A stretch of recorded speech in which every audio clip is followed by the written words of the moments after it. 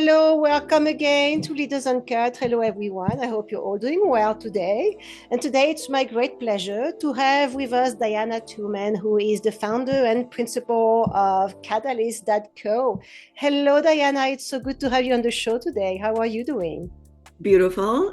Thank you so much for the opportunity. You're looking fabulous. Oh, well, so are you. So are you. Anyway, I can't wait for you to tell us about, first of all, your background. You have an incredible background. But tell us what you're doing with Catalyst Partner because you're right into the middle of AI, helping leaders that are facing challenges. They don't know how to harness the technology. And we hear this so often. So please give us some of your background and explain what it is, what is the focus of your endeavor. Of course, absolutely happy to do that. I've been in the biotech and tech space for most of my career, which is funny because when we immigrated to this country, my father said you could be anything you want as long as you're a lawyer or a doctor. And we came from Ukraine. So, I mean, it's, Eastern Europeans. But I thought about that and I went to medical school, dropped out, left, pursued my career within the biotech space. And when I was with a big biotechnology organization, was when I really dove into this concept of marrying leadership, technology, and artificial intelligence in a cohesive way. And when we look strategically across the board, there are some companies that do it really well. Most, however, do not. Most focus on the buzzwords or on the fact that I have to jump on this bandwagon so I'm not behind. This is where Mhm, the money is. This is where the markets are headed. I mean, you hear those conversations all the time, mhm. but saying that and actually realizing how to tangibly ascertain that in a sustainable way is really hard. It is very hard. And of course, right now, people and businesses are overwhelmed with choices. Just like any new technologies, in which time there's a plethora of companies that are just popping up. And a lot of them won't be in existence a year or 2 years from now. Yet we still have to make those critical decisions. And a lot of those critical decisions come from the type of data and insight we think we can collect, right? So I know this is one of your specialties. So how do you approach this when you have leaders that are telling you, that's great, Diane, I need your help, but I don't even know where to start? Yes. And the interesting part why I focus on biotech and tech in particular. Well, one, because I come in from that space Yeah. and coming as a scientist, I appreciate this mindset. I used to say we're high IQ, low EQ. Mm, And I can say that because this is where my biggest challenge was when I was working in the biotech, when I was leading teams, is that I focused so heavily, over-indexed really on data, over-indexed on spreadsheets, how do I measure my KPIs? What are my KPIs? What is my ROI?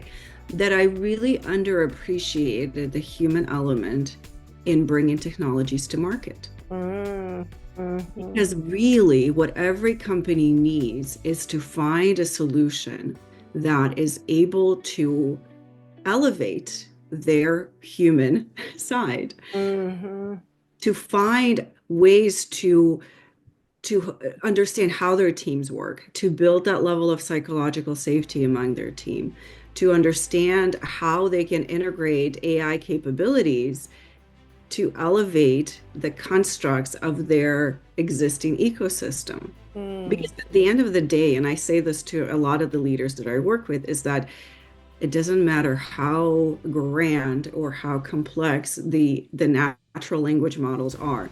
It's never ultimately going to replace the very human element that you need for your organization to succeed.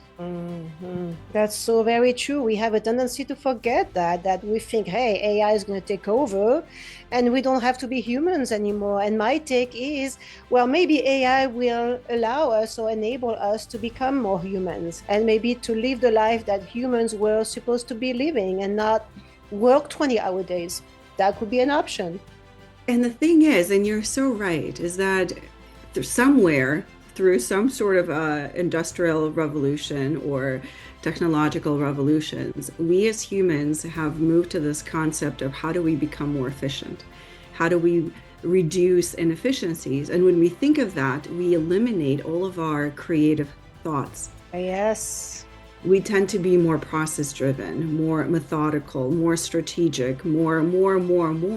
But if you introduce, as you just said, this concept of artificial intelligence is really rooted in the same premise. But what artificial intelligence cannot do is it's unable to really reason. It's unable to be really creative in the same way that humans can. So why don't we find those constructs within AI capabilities and use them to our advantage, and then elevate ourselves and build this sustainable ecosystem within. Is your marketing making an impact? Are you reaching the right audience? Is your messaging truly connecting? Are you maximizing your return on investment?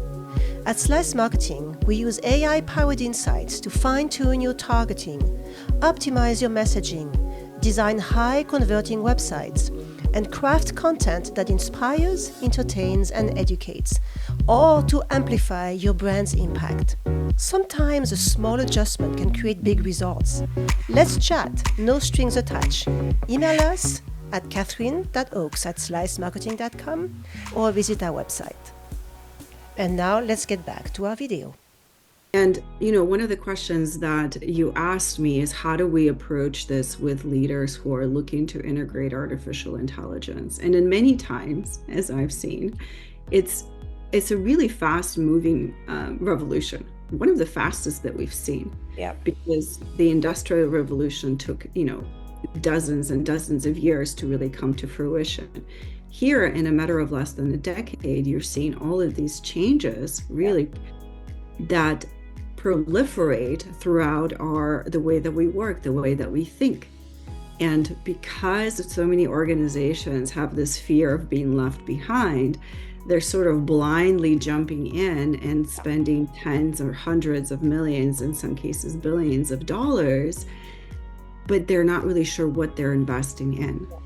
Yeah, it is so very true, and I see that too often. My policy and my recommendation is in those times: do not hurry a decision, because you may be lucky, it may be the right one, but the chance of that being the right one is actually very slim.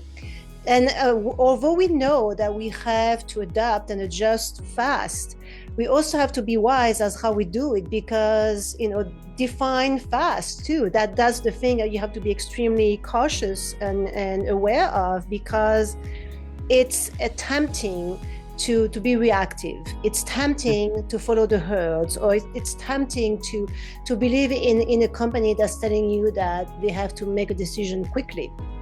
But you have to weigh those two factors. You have the speed and you have the wisdom, and bring back that humanity in the middle. That also helps. That working with people like you is critical. This is what I'm trying to say here, because when we don't know, we don't have enough knowledge, and we are pressed to make decisions quickly, we fall very fast into the danger zone. Yes. And, this brings me back when I was back in grad school. It was a moment when it sort of all clicked for me, like in terms of organizational leadership and change management. And this was the time when we were learning about, I'm going to geek out for a moment, Lewin's field theory. And he suggested that we are in this constant state of what he described as quasi-stationary equilibrium. Meaning we're always sort of like this, like a tipping scale, if I were to use. And there are multitude of forces acting at us and every single time and day. In this case, if we were to use this new wave of artificial intelligence, you have macroeconomic climate, you have your microeconomic, you have innovations, you have policymakers, you have government, you have all of the individuals that are affected by it. All of these forces are acting on it. Yeah. So in his approach, how do you move and how do you institute a level of change? How do you move from the status quo? And in theory, again, if we were to use hundreds of years of proven theoretical frameworks, is that it's to unfreeze the things that we've done in the past that are no longer serving its purpose and create this level of fluidity and then move to this new state of where we want to be. But yet, what we're not doing is we're not changing what didn't work. We're not incentivizing people to find a new normal. And we're not introducing processes and support systems and reward mechanisms to allow them to do that, because you have to let people see their role in this new normal. You have to provide them with infrastructure, learnings, opportunities. They have to be personally motivated and invested on an individual level in order to move to this new state within this level of fluidity. But the way that all of our leaders, many of them are doing it, it just makes me irksome, because their approach is, well, you know, from CEOs of NVIDIA to CEOs of other companies, they're making these bold statements of, well, we're never going to hire any more software engineers. We're never going to hire this. We're going to lay off thousands and thousands of people and replace them with agentic AI and all of these statements, when in reality, that's not the way that you move our society forward. It's not a way. If you want people to embrace AI, if you want people to incorporate these natural language models into the way they do business in a sustainable way, you need to introduce it in a completely different way. Yeah, very true. I mean, you have to have that fluidity, that flexibility, that ability to be curious and to learn and to detach yourself from what you believe has always worked, because things that have always worked may not work again in the future. So, I mean, this is where you come in, really helping leaders navigate the change and doing it with purpose and clarity, right? So tell us about the process. Someone is interested, realizes, you know, I can't do this on my own. Where does it start? Where does the process start with you? We start with identifying of course, the vision of where the company wants to be in the next 5 years. So we used to say 5 to 10 years, but the market is moving so fast now that it's really hard to predict where you're going to be in 10 years. But 3 to 5 years, I think, tangible and realistic enough, where leaders have line of sight to where they want to go.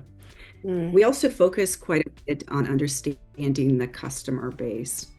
I've been in the position in companies where I've been handed products and told to sell them. So I try not to do that. So we try to map out and understand, where is your customer coming from? How do we create an experience for your customers that's differentiated, that positions you in a competitive way within your market? So really mapping out the customer experience, and this is where human-centered design comes in, where we understand the challenges the company is facing, understand the challenges that we're trying to solve and the pain points for their customers, and how do we position and build out processes that brings them closer to being the leader within their space while addressing their customers' pain points. Create a journey for them and build out the infrastructure that's needed to support while integrating artificial intelligence in a sustainable way. So we provide the structure, we provide the timeline, we with tax and business leaders to understand the investment strategy, build out the business case. We still measure KPIs, we still talk about return on investment, but we also take in the human element. In other words, when we look at change management within the organization, we also focus on the human ecosystem within that company that's gotten them to where they have been today. And we don't ignore that. And we always position approaches from the perspective of, how can we train up your teams? Where can we leverage the resources that you have in-house? how do we offer executive coaching, or how do we offer leadership development or new manager trainings, or what can we do to repurpose some of the skills that you have in-house to then meet the demands of where your industry is headed in the next 2 to 3 years, and also prepare you for growth. Okay, so it is a long-term approach. I think this is something that people have to understand, right? You're not going to solve problems in 2 weeks or in 1 month or 2 months. It's a long-term investment. You become really their partner, creating those tailored solutions so that you can bring meaningful data, right, to generate data-driven insights that say something that is actually that you can act on, that is valuable and true, because the truth also has to be coming out here in a way that's understandable. And it has to have a long-term impact. So how long typically do you work with companies when you start generating those new efforts? It depends on their level of engagement that they're looking for. Some individuals are looking for a high-level strategy, and they want to put together a budget, which is where many leaders are on in that journey with artificial intelligence. This directive comes down from the CEO. We want to invest in agentic AI. They're given, 2 weeks to put together an ask and a budget, and they have no idea where to start. So we work with them to put that forward and to put together a plan. Recently, we had an engagement with a healthcare system, a consultation that's looking to introduce levels of artificial intelligence to build out what I've talked about, and sort of is a concept that came from the previous organization in terms of this more of a learning health system, where artificial intelligence is leveraged in a way to learn alongside a CRM, alongside electronic medical record system, where you're able to drive insights from research and incorporate them within the electronic medical record system to then be an asset to the medical teams in terms of, flags may come up when certain medications are prescribed, or they're able to incorporate MRI imagery and suggest alternative pathways. And that's, of course, a much more complex and interesting. I can imagine. So you're based in Los Angeles, right, Diana? But you work with people all over the country, all over the world? So yes, I'm based outside of LA, Orange County. But yes, we consult with companies all over the world. So we have some clients in the UK, some in Paris, in the United States, and Singapore. Oh, okay. All right. So you're really global. That's great. That's good to know. That's important because we live in a global economy. I mean, that's becoming more and more prominent, where we will start, I believe, more and more in the future to see barriers, frontiers fall or reorganize themselves. So it's important to have that global approach. Is that something typically that you embrace? Is that creating more challenges? I love the global mindset. I think the global approach is something that I gravitate to a lot, particularly coming from the biotech space. I resonate deeply with data diversity and the need to have multiple voices being represented to come up to a solution that works for many. I think previously, many years ago, that wasn't the case, and a lot of decisions that were made, I think, around research and development and just the way that we do business benefited a singular cultural group. And I think the more that we can bring together an aggregate voice, aggregate representation, and allow underrepresented groups to be heard, the more I think uniting our voices can be as a whole within the technology space. I think so too. Maybe it's idealistic, but I think technology is going to force us to do that anyway. I mean, we are just seeing the beginning of that type of reorganizations and new type of perspective, because there's a lot more new technologies coming our way.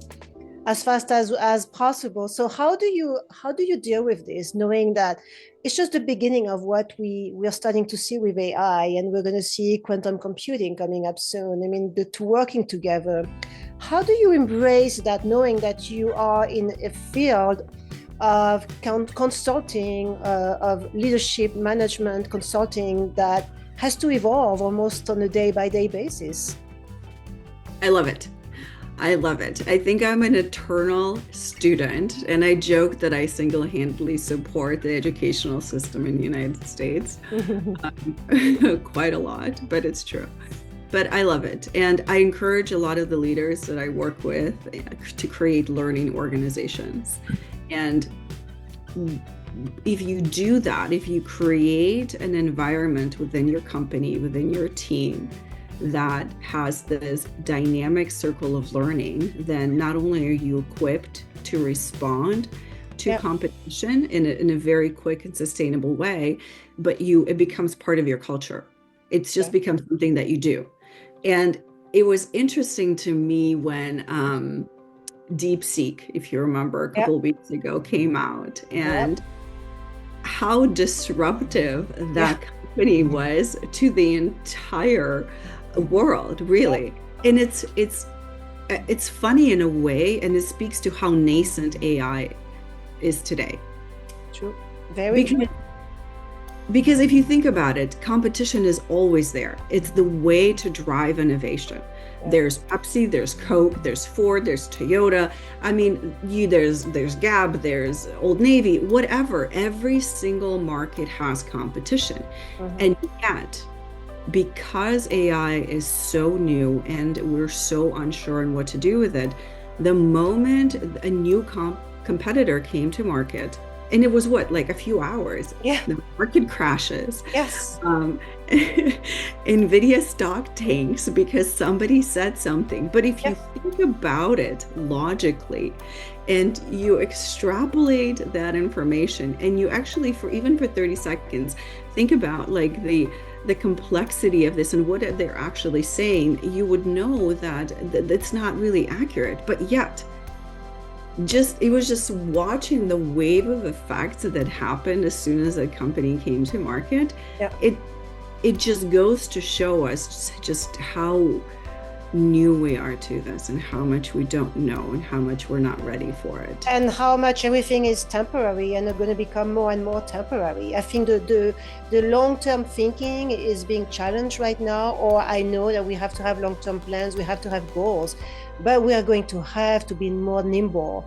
We're going to have to be adaptable. We're going to have to have our learning cap on at all times, and stay aware as to what is going on. You cannot work in a silo. You have to be open and aware of all the events, because like you said, yes, DeepSeek, an example, things change in a minute, in a second.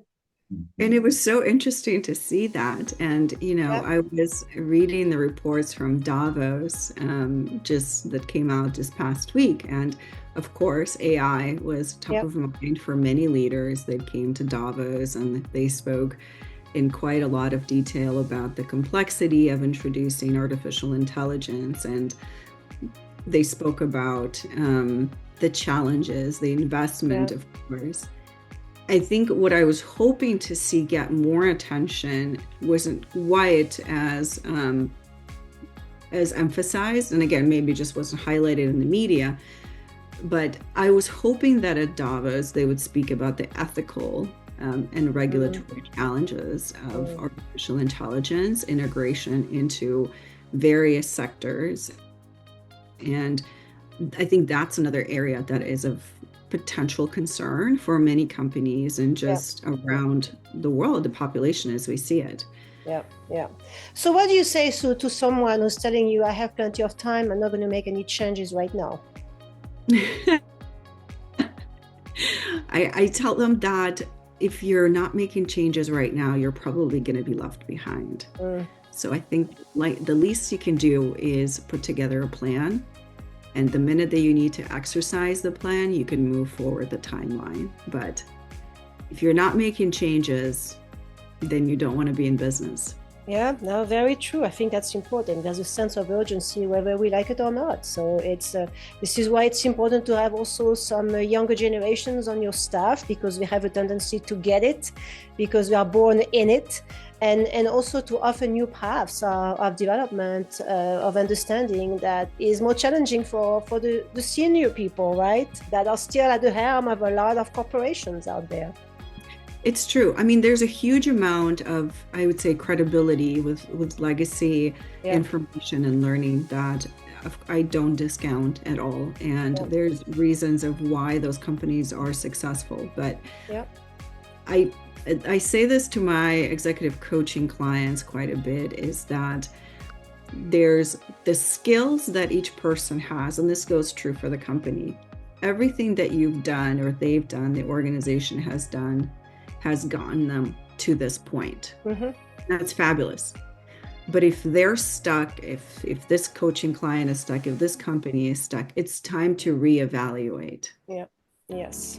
Time to Very think true. about what can you do differently to Mhm. get you to that next level. Mhm. Because Yeah. doing the same thing and expecting a different outcome is crazy. It is crazy. The definition of crazy, of insanity, right? That's the definition of insanity. Very true.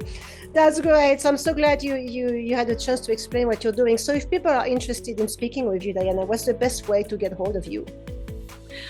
They can visit our website. It's www.catalystpartner.co. Okay. They can find me on LinkedIn, and it's just Diana Tuman, and we are always happy to talk and partner. Wonderful. Thank you so much for that. So I always ask my guests to share with my audience a story of resilience, something that you had to overcome, challenges that you were presented with that ended up bringing you something very positive in your life. Would you mind sharing something with us? Oh my gosh, so many stories. So many stories.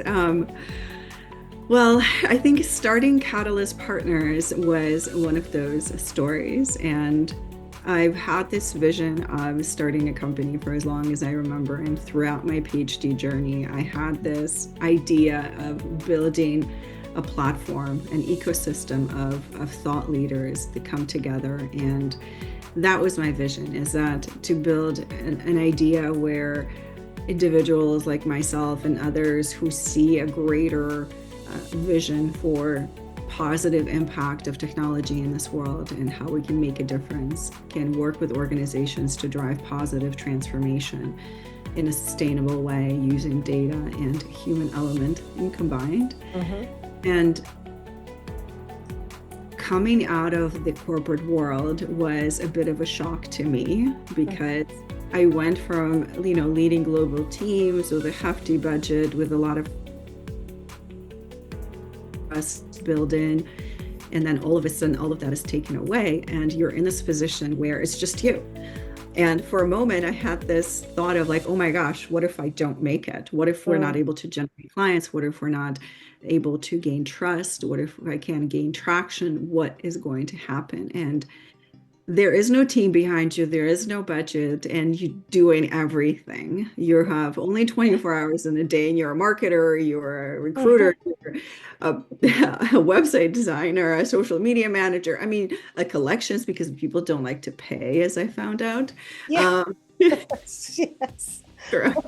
Very true. At the same time, people are always, and not always, but many times trying to take advantage of you or sell you something or. Yep. It's like, what do you do? And then you just like close your eyes and you quiet your mind, and you think to yourself that you really can't control a lot of the things that are happening out in the universe. And when it comes down to it, the only thing that you can control is how you react and what you do. And I still have this very strong belief that what we do matters, that we can make a difference, that we have this opportunity to bring so much positivity, so much good, so much positive energy into the world. And doing that is what creates this positive energy and momentum and attracts like-minded individuals. Mm-hmm. And that's what I'm so thankful for, is that doing this, and I realized doing something every single day that brings you closer to that vision is what generates momentum and makes you successful. So consistency over motivation every single day, believing in yourself, doing the work, putting yourself out there, doing the hard things that nobody wants to do, and ultimately you attract the right people. You do.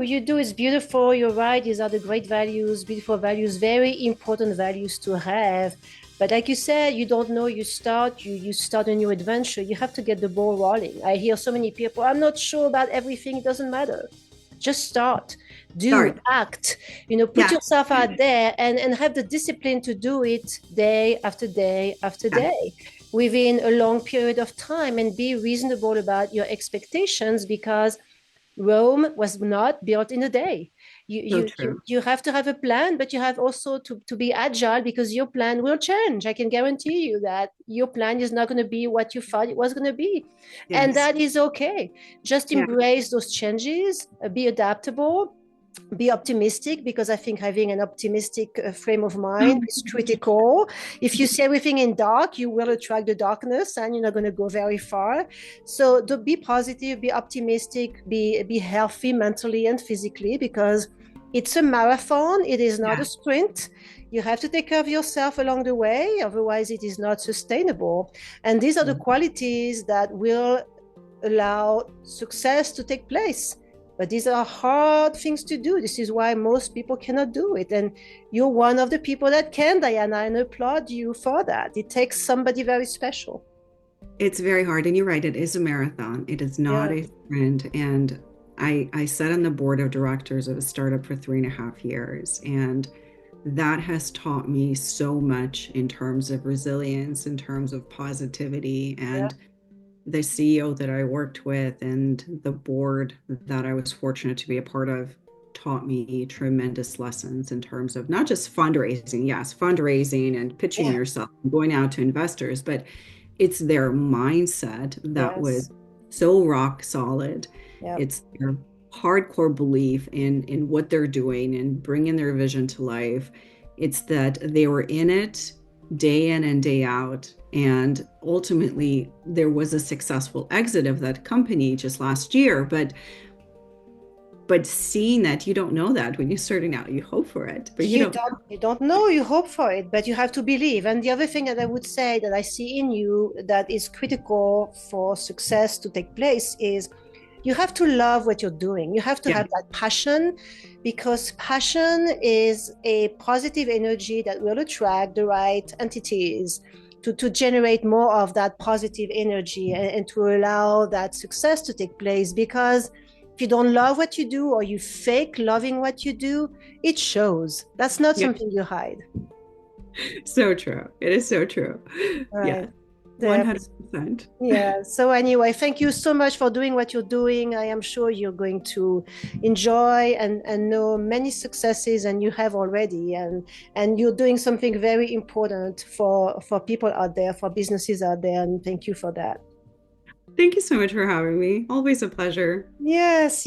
Everyone else, thank you so much for watching. Please share this video with your network. I will share it on mine, of course, but I need a cooperative effort here, collaborative effort from anyone to participate in sharing this type of information, because it can be critical to a company who is in need of this type of advice. Obviously, Diana has the background and the knowledge to take you to that next level, to determine what type of AI technologies you can embrace right now that will help you in getting to that next level. And like she said, you have to start enjoying and embracing change right now. You just don't have years anymore to just determine that, hey, I'm going to start looking at new strategies that will allow my company to maintain my market shares and grow my market shares, because otherwise you may end up losing all of this, and it can happen very fast. So we have to have that proactive approach and that understanding and intelligence in knowing now is the time to look at all of this with the right partners, with the right counsel, because it will be a game changer for you. So again, thank you for watching. Subscribe to the channel. It always helps me. I appreciate that. And we will see you next time. Thank you so much.